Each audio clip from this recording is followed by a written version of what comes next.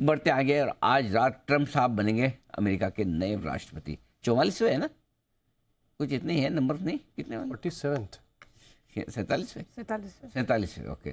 Trump के शासनकाल में किन किन सेक्टर्स पर दिख सकता है असर?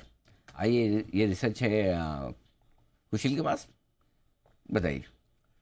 बिल्कुल सर, आप देखिए यहाँ पर जिस तरह से अब स्थिति बनती हुई दिखी है, डोनाल्ड ट्रंप जो है अब प्रेसिडेंट की पोस्ट पर आते हुए दिखेंगे। एंड ऑफ कोर्स अब यहाँ पर सबसे बड़ी जो अनिश्चितताएं लोगों को लगती हुई नज़र आ रही थी, वो स्पेसिफिकली यहाँ पर टैरिफ्स को लेकर बड़ा फोकस आता हुआ दिखेगा। बट उसके पहले आप देखिए तो जो काफ़ी सारे सेक्टर्स हैं, जिसमें सबसे पहले तो आईटी है, फिर फार्मा है, उन पर किस तरह का इम्पैक्ट हो सकता है ये मैं आपको बता दूं। तो यहाँ पर डोनाल्ड ट्रंप का clear cut expansionary mode policies पर वो बिलीव करते हैं। एंड अपने यहाँ पर घरेलू फ्रंट पर अपना जो खासकर प्रोडक्शन है, जो मैन्युफैक्चरिंग है, उसको बढ़ाने के लिए वो टैक्स कम कर सकते हैं। तो 21% से घटाकर 15% का अगर टैक्स कर देते हैं तो काफ़ी सारी कंपनियों के पास बड़ा बजट होता हुआ दिखेगा।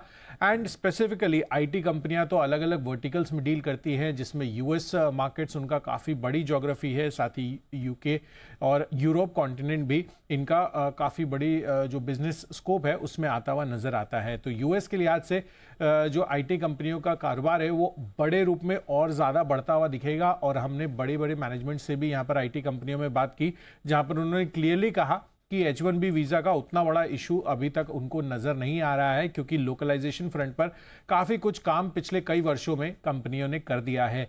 तो एक्सपेक्टेशंस अगर H1B वीज़ा को लेकर थोड़ी दिक्कतें भी होती है, तब भी बिजनेस के पर्सपेक्टिव से ये काफ़ी बढ़िया एस्पेक्ट रहेगा आईटी कंपनियों के लिए। साथ ही आप देखेंगे तो जो फार्मा कंपनियां हैं, जो भारतीय जेनरिक्स ड्रग्स बनाती हैं, वहाँ पर एक्सपोर्ट करती हैं, उनको लेकर थोड़ी सी चिंता का विषय बन सकता है। रीज़न बीइंग यहाँ पर टैरिफ्स जो है वो डोनाल्ड ट्रंप साहब यहाँ पर ज़्यादा लगाते हुए दिख सकते हैं। तो देखना होगा कि वहाँ पर किस तरह की प्रतिक्रियाएं आती हुई नज़र आती हैं। लेकिन चीन पर बड़े टैरिफ लगने की संभावना क्लियरली लगाई जा रही है। डे 1 पर ही कह रहे हैं कि 100 से ज़्यादा जो है अपने वो डॉक्यूमेंट साइन करते हुए नजर आएंगे रूल वाइज। एंड उसमें ऑटो कंपोनेंट, केमिकल्स, टेक्सटाइल और कंज्यूमर इलेक्ट्रॉनिक्स, इनके बड़े मौके हमारे लिए भी आते हुए देख सकते हैं। और चीन की स्थिति को ध्यान में रखते हुए तो यहाँ पर हमारा डिफेंस भी मजबूत हो सकता है, क्योंकि भारत और यूएस के बीच में डिफेंस स्पेस में भी काफ़ी अच्छे खासे करार होने की अब उम्मीद लगाई जा रही है।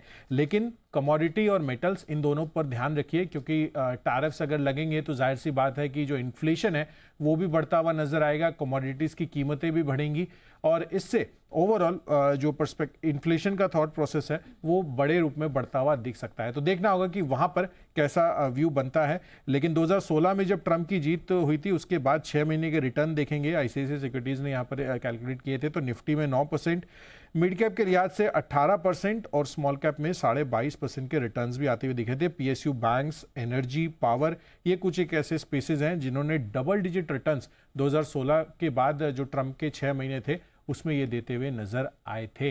तो ये कुछ एक इंपॉर्टेंट डेटा फैक्ट्स है जो हमने आपके सामने रखे हैं फॉर डोनाल्ड ट्रंप। ठीक है, तो ये है ट्रंप की सरकार। अब आज शपथ ग्रहण समारोह भी होगा, तो उसमें उनकी सरकार के आने के बाद किन किन सेक्टर्स पर इम्पैक्ट पड़ सकता है, ये एक पूरी रिसर्च हमने आपके सामने रखी। चलिए।